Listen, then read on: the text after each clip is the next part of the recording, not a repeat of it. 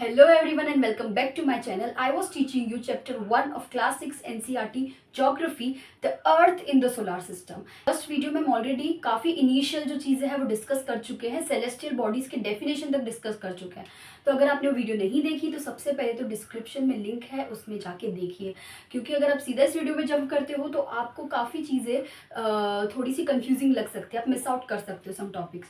So first go there and watch the video and then now in today's video what we are gonna discuss. हम सबसे पहले celestial bodies में planets के बारे में पढ़ेंगे. प्लैनेट्स होते क्या हैं.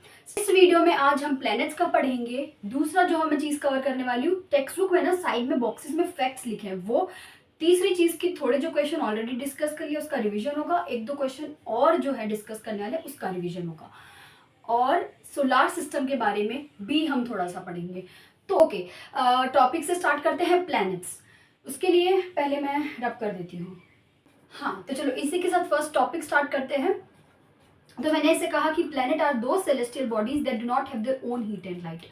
अगर उनको हीट एंड लाइट मिल भी रही है तो वो स्टार से मिल रही है. समझ आ रहा है. स्टार की ये जो रेज है, किसकी रेज है? ये हीट एंड लाइट की रेज है. तो ऐसा कह सकते हो कि planet are lit by the light of star. And as we have already discuss in the previous video कि सन जो है ना एक स्टार है, और प्लैनेट में हम अर्थ की बात करते हैं. ठीक है, अर्थ का एग्जांपल ले तो जहां हम रहते हैं, जिस धरती पर हम रहते हैं उसका नाम है अर्थ. ठीक है, तो अर्थ जो है, earth as a planet is lit by the light of its nearest star जो कि सन. ठीक है, अर्थ में जो रोशनी आ रही है, अपने प्लैनेट में जो रोशनी आती है ना वो सन की वजह से आती है, और सन एक स्टार है. ठीक है, अब क्वेश्चन ये है कि प्लैनेट वर्ड और का ओरिजिन कहाँ से हुआ. प्लैनेट वर्ड का ओरिजिन कहाँ से हुआ. तो उससे पहले हम थोड़ा ये रब कर देते हैं. ये जो वर्ड प्लैनेट है कम्स फ्रॉम द वर्ड प्लैनेटाई, जो कि एक ग्रीक वर्ड है. समझ आ रहा है. ग्रीक वर्ड प्लैनेटाई से आता है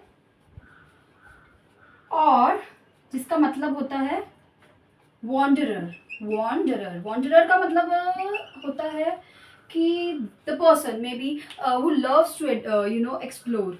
अभी प्लैनेट का मतलब देख लिया. अर्थ के क्या है, अर्थ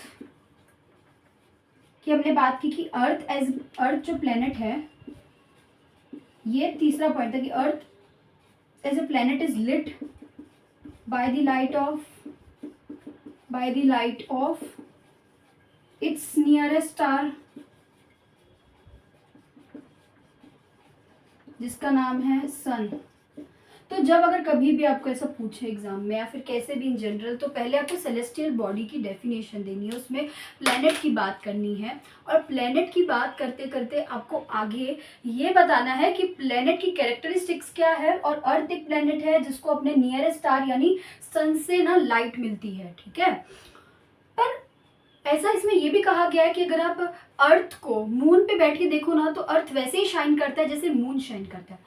और हमने ये चीज़ देखी थी कि अगर प्लैनेट भी शाइन कर रहा है, मतलब अर्थ एक प्लैनेट है, तो अगर वो भी शाइन कर रहा है तो एक प्लैनेट और एक स्टार में क्या डिफरेंस है. तो इसके आगे ना मैं आपको वही बताने वाली हूँ कि एक प्लैनेट और एक स्टार में क्या डिफरेंस है.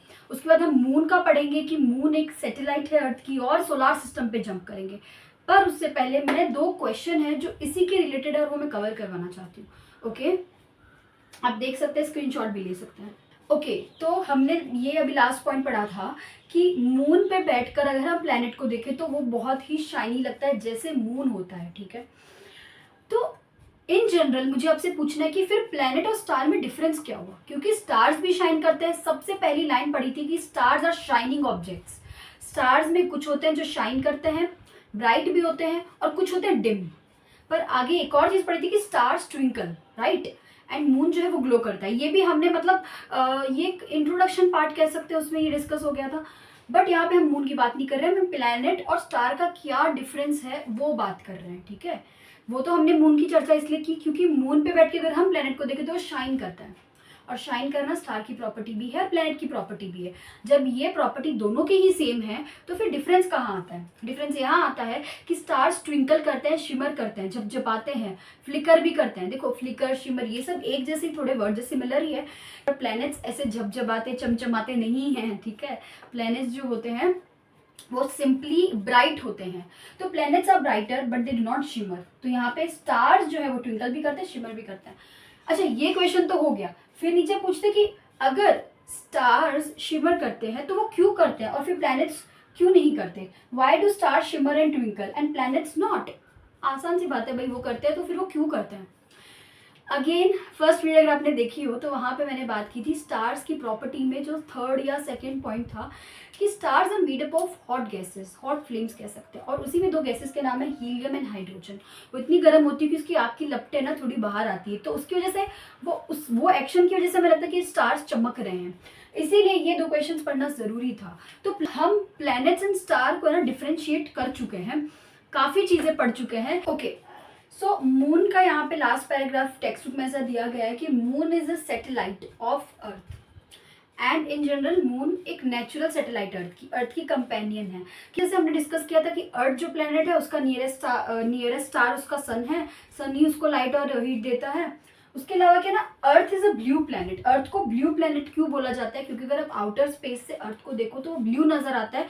उसका ये रीजन है कि अर्थ का जो 3/4 पार्ट है ना, जैसे होता क्या है कि ये 4 पार्ट होते हैं, अगर आप उसको कभी समझ नहीं ना 3/4 क्या होता है, फिर हाफ क्या होता है, तो ये हो गया 1/4 पार्ट।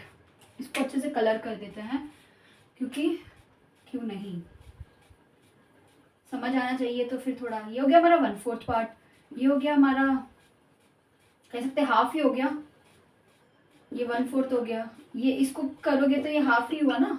फिर ये 3/4 पार्ट है। बहुत ही अच्छी तरीके से मैं नहीं कर रही हूँ, बट हाँ ये वही है। तो अर्थ का ऐसा कह सकते हो कि पूरा ये जो 3/4 पार्ट है ना, इसको छोड़ के ऐसा अनुमान लगा सकते हैं 3/4 जो हिस्सा है ना अर्थ की, वो पानी से कवर्ड है, जिसमें अगेन अलग अलग सोर्सेज है पानी के, कुछ फ्रेश वाटर, सी वाटर, ये सब भी आएगा आगे। लेकिन ये 3/4 जो सरफेस है अर्थ का is covered with water, that is why it is called blue planet, because when earth is seen from outer space it appears to be blue due to the reason because it is covered with water. 3/4 of its part is covered with water, that is why we called earth as a blue planet. Fine. एक बार आप अच्छे से देख लीजिए. Okay, and also feel free to ask me in the comment section if you have any queries. क्योंकि अभी तो मैं अपने हिसाब से टॉपिक सारे कवर कर रही हूँ, लेकिन अगर मेरा कोई पॉइंट मिस आउट हो जाता है, या फिर आप मुझे कोई चीज़ सजेस्ट कर रहे हो कि मेरी यहाँ पे ये थोड़ी मिस्टेक हो गई है, या फिर मुझे ये नहीं चीज़ समझ आ रही है, तो तुम मुझे पूछ सकते हो और मैं एकदम तुरंत इस चीज़ का जवाब दूंगी। ओके, सो सोलार सिस्टम से स्टार्ट करते हैं। Solar system comprises of the sun, the planets and all the other celestial bodies including asteroids, meteoroids and comets. ये सब क्या करते हैं, सोलार सिस्टम का पार्ट फॉर्म करते हैं, मतलब they are included in solar system. Solar system में यहाँ पे लिखा होगा, देखो कि मून नहीं लिखा होगा, बट अगेन अगर टेक्स्ट बुक में मून नहीं लिखा तो पर वो सेलेस्टियल बॉडीज का तो पार्ट है ही ना, और ये सारी सेलेस्टियल बॉडीज है। इन शॉर्ट की celestial bodies are part of solar system. Solar system एक सोलार फैमिली है, मतलब वो एक कह सकते हैं सोलार सिस्टम को सोलार फैमिली कहा गया है कि भाई एक घर है, उसमें सन जो है हेड है, सन हेड है, और समझ लो 8 प्लैनेट्स उसके सारे बच्चे हैं। मैं प्लैनेट्स के नाम और ये सब हम धीरे धीरे मैं सीक्वेंस वाइज जा रही हूँ कि अगर आप टेक्स्ट बुक भी रीड करो ना, तो जो मैंने सीक्वेंस वाइज पढ़ाया वैसे ही आप sequence wise text book read करो। एंड अगेन एक सजेशन है, आप मेरा वीडियो देख रहे हो उसके बाद आप जस्ट एक बार टेक्स्ट बुक पढ़ लो, 10-15 मिनट्स में आपको वो क्लियर हो जाएगा कंसेप्ट एकदम तुरंत। डिपेंड करता है उसको तब पढ़ते हो तुरंत या फिर एकदम बाद में पढ़ते हो। यहाँ पे अगेन की सोलार सिस्टम को सोलार फैमिली कहा गया है, जहाँ पे सन जो है सबके पापा है, कह सकते हैं हेड ऑफ द फैमिली। बोलते ना ये हेड डाइनिंग टेबल होता है, कुछ मूवीज में सीन होता है जहाँ पे एक जो चेयर होती है वो सबसे घर के बड़े के लिए निकाली जाती है, बोलते हैं कि ये हेड ऑफ द फैमिली की चेयर है। वैसे सन भी ना सबसे अलग है, और उसके बाद 8 प्लैनेट्स उसके डिसिप्लिन में खड़े हैं, मतलब कि उसके बाद आते हैं। सबको सपोर्ट करने वाला सन ही है वहाँ पे, क्योंकि sun is the ultimate source of heat and light. Okay, sun is the head, sun is the ultimate source of heat and light, और जो 8 प्लैनेट्स है वो सन के आगे रिवॉल्व करते हैं, वो सन के आगे क्या करते हैं, रिवॉल्व करते हैं, और सन जो है हेड है, ये चीज मैंने बता दी। ठीक है, तो again celestial bodies are a part of solar system. Solar system में फिर क्या आ गया, डेफिनेशन देख लो, the sun, the 8 planets, satellites again satellites में कौन सी सैटेलाइट? मून। हर एक प्लेनेट के अपने खुद के मून या मून्स कह लो कि भाई प्लेनेट हमने अर्थ का पढ़ा तो अर्थ का मून है एक, पर सबके अलग अलग बहुत सारे मून्स भी होते हैं। तो इसमें क्या आ गया? प्लैनेट्स आ गए, उनके खुद के मून्स आ गए जिसे हम सैटेलाइट बोलते हैं। फिर सन तो आ ही गया क्योंकि हेड है, उनके ये सारे बच्चे उनके खुद के मून्स हैं। और इसके बाद क्या है? ये और भी सेलेस्टियल बॉडीज आ गई, जैसे और भी सेलेस्टियल बॉडीज में एस्टेरॉइड्स एंड मीटेओरॉइड्स आ गए। सेलेस्टियल बॉडीज ये दोनों याद रखना, इसे कहीं और नहीं हम कैटेगरी में डाल रहे, ये दोनों सेलेस्टियल बॉडीज है। तो ये सब मिला के सोलार सिस्टम बनाते हैं। आपको चैप्टर 2 या 3 में शायद आएगा कि रिवॉल्व करना, मतलब रिवॉल्व करना इज, मतलब ये जो रिवॉल्यूशन जिसे कहते हैं, revolution is the movement of planets around sun. इसको ना बहुत डिटेल में सेकेंड या थर्ड चैप्टर में दिया, मैं भी श्योर नहीं हूँ, हाँ, लेकिन ये दिया जरूर है कि रिवॉल्यूशन और रोटेशन का डिफरेंस क्या होता है। तो प्लैनेट्स जो है ना, जब सन के अराउंड मूव करते हैं तो उसका ये टर्म दिया गया है कि वो रिवॉल्व करता है, मतलब कि उसको रिवॉल्यूशन कहते हैं। अभी तो मैं आपको इतना ही बताऊंगी, बाकी चैप्टर की और एक चीज पे फोकस करनी है कि वो ये है कि अगर आपको इसे याद नहीं है तो आप इन शॉर्ट कैसे याद कर सकते हो कि सन हो गए, प्लैनेट्स हो गए, मून्स हो गए, फिर ये एस्टेरॉइड्स हो गए और ये मीटेओरॉइड्स हो गए।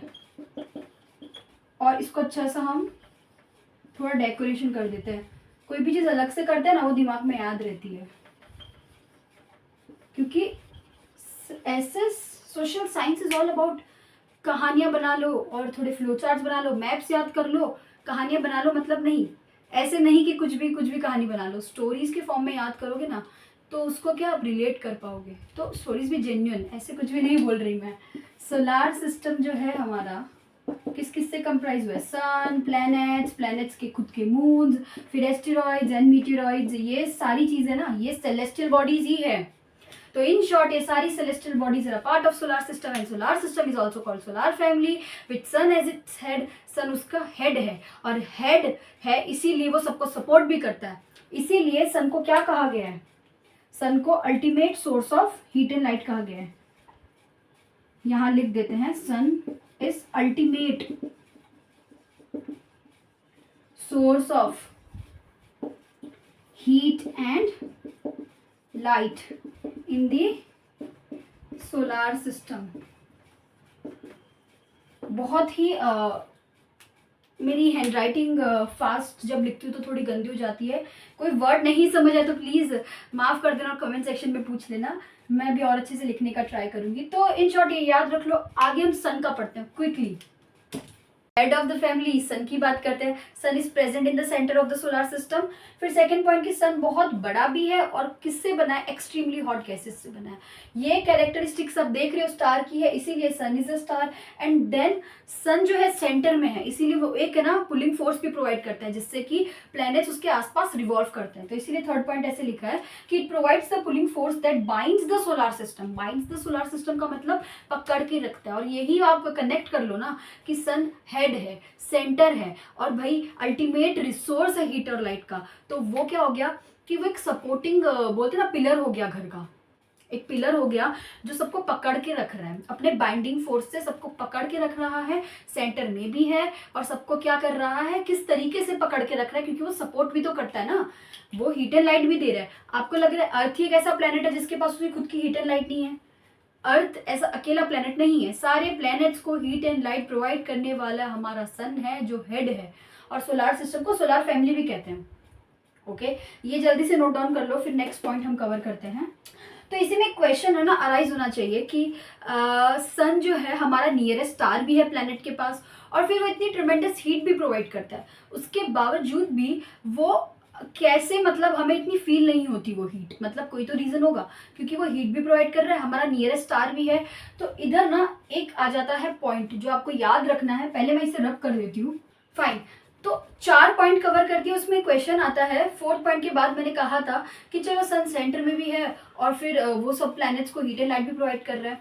और अर्थ का तो वो एक नियरेस्ट स्टार हुआ ना, जैसे पहले डिस्कस किया था कि अर्थ को जो लाइट भी सन प्रोवाइड कर रहा है और उसका नियरेस्ट स्टार भी है, तो वो उसके पास भी है, मतलब उसका नियरेस्ट स्टार होके भी उसकी जो हीट एंड लाइट इतनी इंटेंसिटी में वो जो देता है, वो हमें क्यों नहीं हम तक इतनी पहुंच पाती, मतलब उतनी जो ट्रमेंडस हीट है वो हमें क्यों नहीं फील हो पाती।